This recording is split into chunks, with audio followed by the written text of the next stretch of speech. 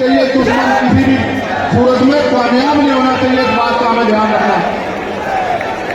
अब ये रैली करने की जरूरत क्यों पड़ी, ये आवाज उठाने की जरूरत क्यों पड़ी, इसके पीछे भी कई कारण है।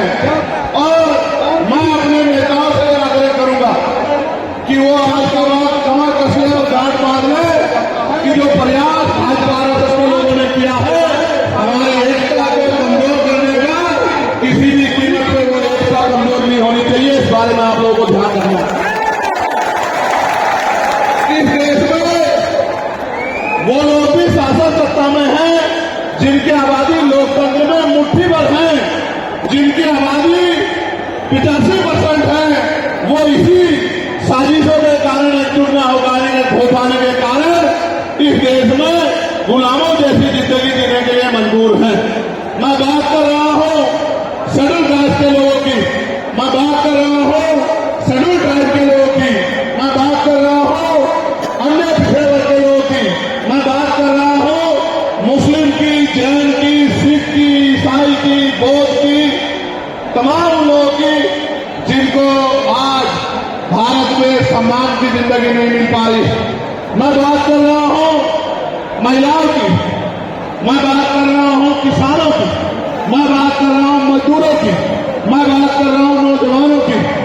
मैं पहले जो विषय है उस पर अपनी बात रखूंगा, फिर मुझे अपने दिल की बात आपको कहनी है। पहला जो विषय हमारा है जिसपे हम लोग यहाँ इकट्ठा हुए हैं, उस पर हम लोग क्या करने वाले हैं, सरकार से हमारी क्या मांग है, सबसे पहले उस पर मैं अपनी बात रखूंगा। हमारी पहली मांग यह है कि 1931 के बाद इस देश में सभी जाति धर्मों के लोगों की जनगणना नहीं हुई है। जब तक जनगणना नहीं होगी तो ये नहीं पता लगेगा कि schedule caste, schedule tribe, backward के लोगों को कितनी उनकी आबादी और कितना सम्मान उनको मिल रहा है, कितनी हिस्सेदारी उनको मिल रही है। तो केंद्र सरकार जल्द से जल्द जातिगत जनगणना कराए। जब तक जातिगत जनगणना नहीं होगी तब तक सबसे पहले स्पष्ट ही नहीं होगा जो आज षड्यंत्र किया गया है और कुछ लोगों को जानबूझ के उनके मुंह से कहलवाया जा रहा है कि इस जाति का हिस्सा ये लोग खा रहे हैं, इस जाति का हिस्सा ये लोग खा रहे हैं, इस जाति का हिस्सा ये लोग खा रहे हैं। मैं चंद्रशेखर आजाद आपको वचन देके कहता हूं, अपने बहुजन समाज के सामने जातिवार जनगणना कराइए, उसके आंकड़े सार्वजनिक कराइए। अगर अंतिम पायदान पर रहने वाले जिनको बीएससी के भाई कहा गया है, जो हमारा परिवार है, अगर उनका 1% आरक्षण भी पॉइंट के बराबर भी कमजोर पड़ रहा होगा तो मैं वचन देता हूं कि इससे बड़ी रैली उनके समर्थन में हम लोग करेंगे।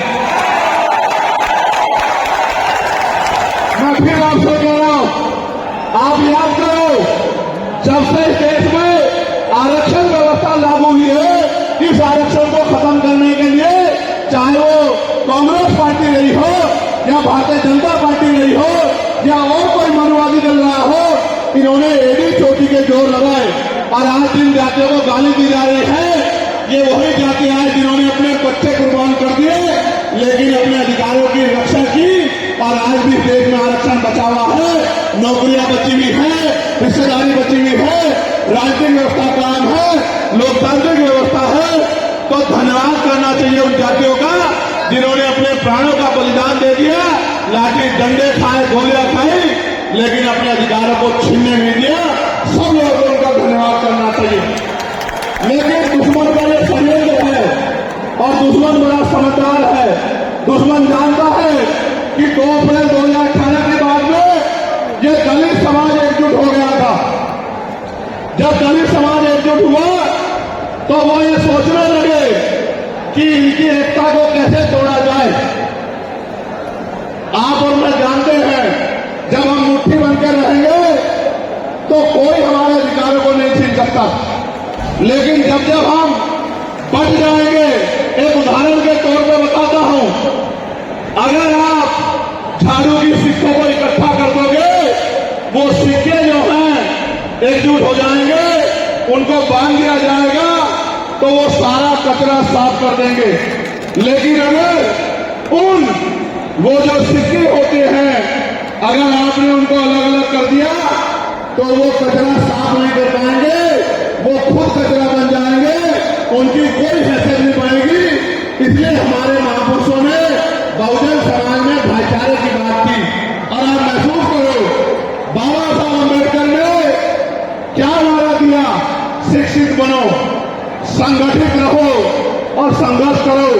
हमें शिक्षित भी बनना है, संगठित भी होना है और अपने विरोधियों बैरियों के खिलाफ संघर्ष भी करना है, अपने अधिकारों के लिए संघर्ष भी करना है। मैं जब देश के बाहर गया तो मैंने देखा कि वो लोग तरक्की कर रहे हैं, उनकी जिंदगी खुशहाल है, उनकी जिंदगी अच्छी बन रही है।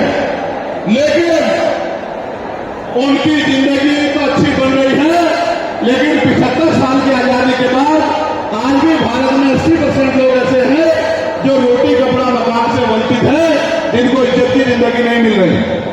तो मैं देख रहा था, मुझे बड़ी खुशी हो रही थी, लेकिन जब मैं भारत की तरफ देखता हूं तो बड़ी निराशा हाथ लगती है। फिर ये महसूस करता हूं कि आज जो कुछ हमारे पास है वो हमारे महान पुरुषों की संघर्ष की वजह से है। अगर हमारे महान पुरुष संघर्ष नहीं करते तो जो आज हमें मिला है ये भी हमें किसी कीमत पे नहीं मिलता। आप जानते हैं, हमेशा आरक्षण के खिलाफ चाहे सुप्रीम कोर्ट हो या मनुवादी दल हो, सब लोगों ने आरक्षण को समाप्त करवाने के लिए एड़ी चोटी के जोर लगा दिए। और इसका सबसे बड़ा हमला इस पर कब हुआ? जब 10% EWS लागू हुआ। मुझे माफी चाहते हुए कहना है कि हमारे दलों ने भी हाथ उठाते जो हमारे पूर्व के दल का समर्थन किया, जबकि वो आरक्षण पर सबसे बड़ा हमला था। अगर उसी दिन हम लोगों ने सड़कों पर निकल के अपनी आवाज को उठाया होता तो किसी की मां ने दूध नहीं पिलाया होता कि वो दोबारा आरक्षण पर हमला करने के बारे में सोच लेता। जो सत्ता में बैठे हैं, इन्होंने वोट तो आपसे हमसे ली धर्म के नाम पे, भाईचारे के नाम पे, लेकिन सत्ता में आके ये लोग अपने लोगों को काम करने लगे, अपने महापुरुषों के विचारधारा को आगे बढ़ाने लगे और हम लोग रोटी रोटी के लिए मोहताज लोग, जुम जाति के शिकार लोग परेशानी की जिंदगी जीने लगे। मैं चाहता हूं कि जो जिंदगी हमारे लोग ऑस्ट्रेलिया में जी रहे हैं, ऑस्ट्रिया में जी रहे हैं, इटली में जी रहे हैं, यूरोप में जी रहे हैं, पूरे अमेरिका में जी रहे हैं, कनाडा में जी रहे हैं, हॉलैंड में जी रहे हैं, नीदरलैंड में जी रहे हैं, ऐसी जिंदगी की व्यवस्था भारत में भी हो। लेकिन ये तभी संभव है जब राजनीतिक शक्ति हमारे पास हो। अगर राजनीतिक शक्ति भाजपा और कांग्रेस के पास रहेगी तो हम लोग इज्जत की जिंदगी